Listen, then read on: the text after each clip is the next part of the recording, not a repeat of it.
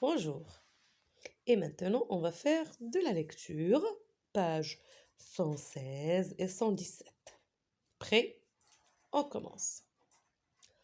Première chose, on va lire le titre. Je suis la goutte d'eau. Le titre ici, quand vous le remarquez, il est sous forme de phrase. Et on va voir combien de mots. On a 1, 2, 3, 4, 5, 6. Le titre se compose de 6 mots. Qui parle ici, c'est la goutte d'eau. Qu'est-ce qu'elle dit? Je suis la goutte d'eau, elle se présente à nous. Voilà. Vous connaissez je. C'est un pronom personnel. Oui, et sa fonction, c'est un sujet. Suis, c'est quoi? Le verbe être, très bien. Conjugué au présent de l'indicatif. Bravo les enfants, vous êtes génial. Goutte, c'est un nom. Oh, c'est un nom. Et là, c'est un déterminant. Regardez ici les images. On voit quoi? Les deux images, ou bien l'image représente une goutte d'eau et un verre d'eau. Donc ici, c'est ça la première question. Que représente-t-elle? On a vu ça. Devine de quoi va parler le texte. Certainement, le texte va parler de la goutte d'eau. Elle va parler de sa naissance, sa vie, qu'est-ce qu'elle fait, en quoi elle est utile, peut-être. Maintenant, concernant le titre, qui va parler dans le texte, on l'a vu ensemble, certainement, c'est la goutte d'eau, parce que là, qu'est-ce qu'elle fait? Elle se présente. À ton avis, à qui va-t-elle s'adresser? Bien sûr, elle va s'adresser à nous, les humains. On découvre maintenant le texte. Vous écoutez attentivement. Je suis la goutte d'eau et je vis dans la mer, les rivières et les lacs. Je me trouve aussi dans les nappes souterraines. Je voyage souvent dans le ciel et je fais le bonheur de tout le monde, car c'est grâce à moi que la vie est possible sur la terre. Je suis salée dans la mer et les océans, mais une fois évaporée, je monte dans le ciel sous forme de nuages et je voyage à l'aide de mon ami le vent. Je pars au pays lointain. Je me transforme en pluie et en neige et je tombe sur les champs, les villes, les montagnes et les villages. Je glisse dans les rivières et les fleuves. Je m'arrête dans de grands barrages. Je subis des traitements avant d'arriver à ton robinet. Quel long voyage! Quand je continue mon chemin, je regagne enfin la mer. Ce circuit s'appelle le cycle de l'eau. Malheureusement, parfois, je ne peux pas arriver à certains endroits à cause de la sécheresse, ce qui fait souffrir les gens, la faune et la flore. Je suis une goutte d'eau précieuse, mais certaines personnes ne me conservent pas bien. C'est pourquoi, mon enfant, je te demande de me préserver et de m'utiliser sans gaspillage. Et je suis sûre que tu vas devenir mon ami. Donc vous avez lu la lecture, vous avez lu ma lecture. Je vais vous proposer une deuxième lecture et après, on va voir est-ce qu'on a bien répondu aux questions. D'accord? Aux 4 questions de l'introduction. Je suis la goutte d'eau et je vis dans la mer, les rivières et les lacs. Je me trouve aussi dans des nappes souterraines. Je voyage souvent dans le ciel et je fais le bonheur de tout le monde, car c'est grâce à moi que la vie est possible sur la terre. Je suis salée dans la mer et les océans, mais une fois évaporée, je monte dans le ciel sous forme de nuages et je voyage à l'aide de mon ami le vent. Je pars au pays lointain et je me transforme en pluie et en neige et je tombe sur les champs, les villes, les montagnes et les villages. Je glisse dans des rivières et des fleuves. Je m'arrête dans de grands barrages. Je subis des traitements avant d'arriver à ton robinet. Quel long voyage! Quand je continue mon chemin, je regagne enfin la mer. Ce circuit s'appelle le cycle de l'eau. Malheureusement, parfois, je ne peux pas arriver à certains endroits à cause de la sécheresse, ce qui fait souffrir les gens, la faune et la flore. Je suis une goutte d'eau précieuse, mais certaines personnes ne me conservent pas bien. C'est pourquoi, mon enfant, je te demande de me préserver et de m'utiliser sans gaspillage, et je suis sûre que tu vas devenir mon ami. Très bien. Donc tout à l'heure, on a répondu à certaines questions. Mais la dernière, on a dit, la question était, à ton avis, à quoi le texte, à qui on va s'adresser dans ce texte-là? La réponse était les hommes, les humains en général. Mais là, qu'est-ce qu'elle a dit la goutte d'eau? C'est pourquoi mon enfant. Donc ici, elle s'adresse à vous, les petits. Pourquoi? Parce que vous allez grandir et certainement vous devez comprendre que l'eau est précieuse. Il faut la préserver. Il ne faut pas la faire gaspiller. D'accord? Il ne faut pas laisser l'eau du robinet couler lorsqu'on veut se laver. S'il y a un verre d'eau, il faut le couvrir pour le boire après.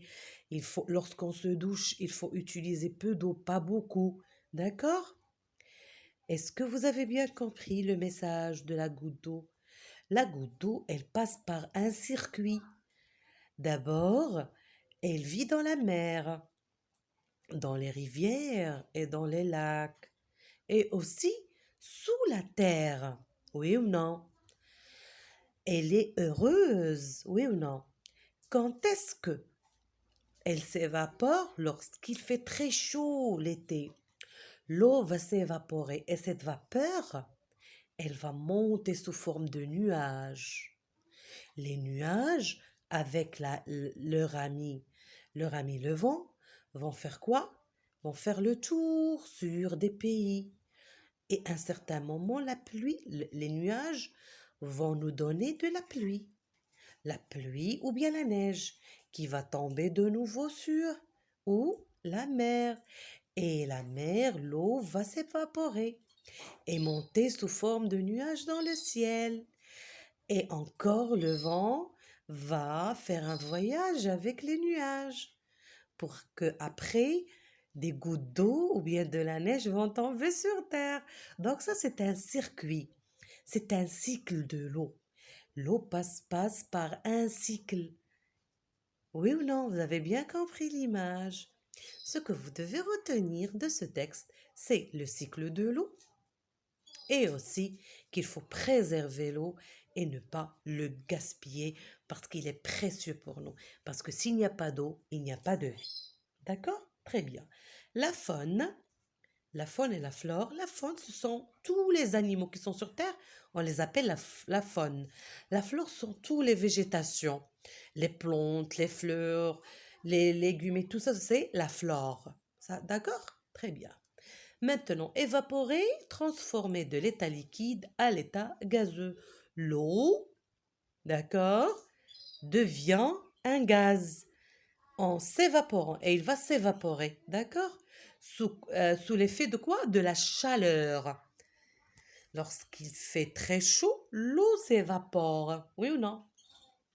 La faune, on vient de le voir, ensemble des animaux, et la flore, c'est l'ensemble des végétaux.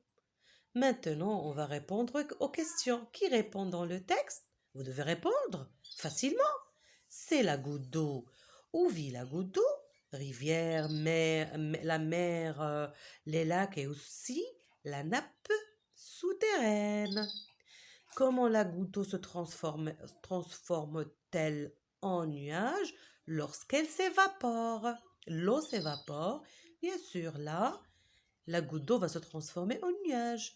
Pourquoi dans certains endroits y a-t-il pas d'eau? Parce qu'il y a de la sécheresse. Donc tout l'eau s'est évaporée ou bien qu'il n'a pas plu. Il n'y a pas de pluie, il n'y aura pas d'eau. Comment appelle-t-on le voyage de la goutte d'eau?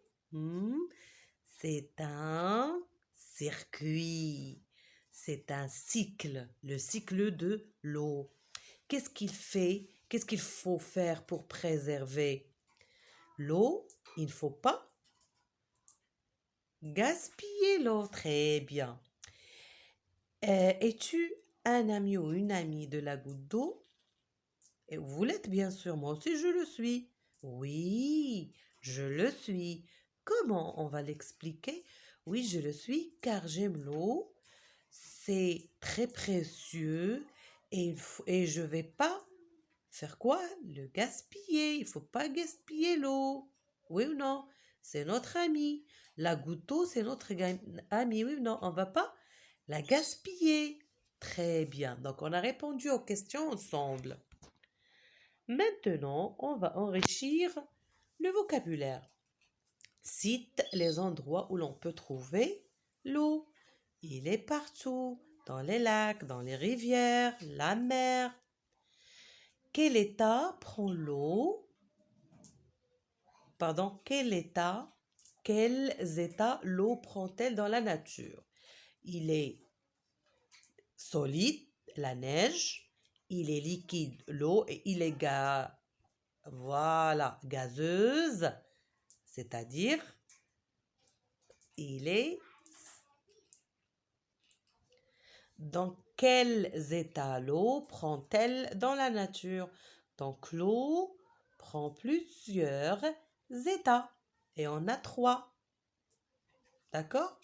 L'eau solide sous forme de neige, l'eau liquide, c'est l'eau qu'on boit, et l'eau gazeuse qui s'est évaporée. On a vu ça.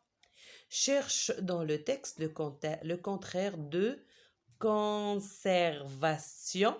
Conserver quelque chose, ça veut dire garder, protéger. Le contraire, c'est quoi? Réfléchissez. Bravo. C'est gaspillage. Excellent. Maintenant, la lecture avec fluidité. Vous allez lire attentivement les 2 dernières paragraphes du texte. Très bien. Repère le nombre de phrases et les signes de ponctuation. Et il ne faut pas oublier d'écouter la lecture de la maîtresse ou bien de votre maître. D'accord? Il faut compter les phrases. C'est la question, l'avant-dernière question. Comment on compte les phrases? On compte les points. Les points, autant de points, autant de phrases. Si on a 20 points, ça veut dire on a 20 phrases, ainsi de suite. Et pour les signes de ponctuation, il y a plusieurs. Il y a les points, il y a les virgules, ainsi de suite. C'est clair? Voilà. Répète le virelangue suivant 3 fois. Une bête noire se baigne dans une baignoire noire. Une bête noire se baigne dans une baignoire noire. Une bête noire se baigne dans une baignoire noire. Yes, j'ai réussi. recopie cette phrase sans erreur. Et maintenant, prolongement. Raconte le voyage de la goutte d'eau en 3 phrases. Tu vas utiliser cette boîte à mots, mer, océan souvent, rivière, barrage parfois, lac aussi, malheureusement. Donc j'arrive à la fin, je vous dis au revoir et merci. Et pour le prolongement, j'espère bien que vous allez faire ce petit travail et me l'écrire dans les commentaires. Et si vous le faites, bien sûr, je vais le corriger après.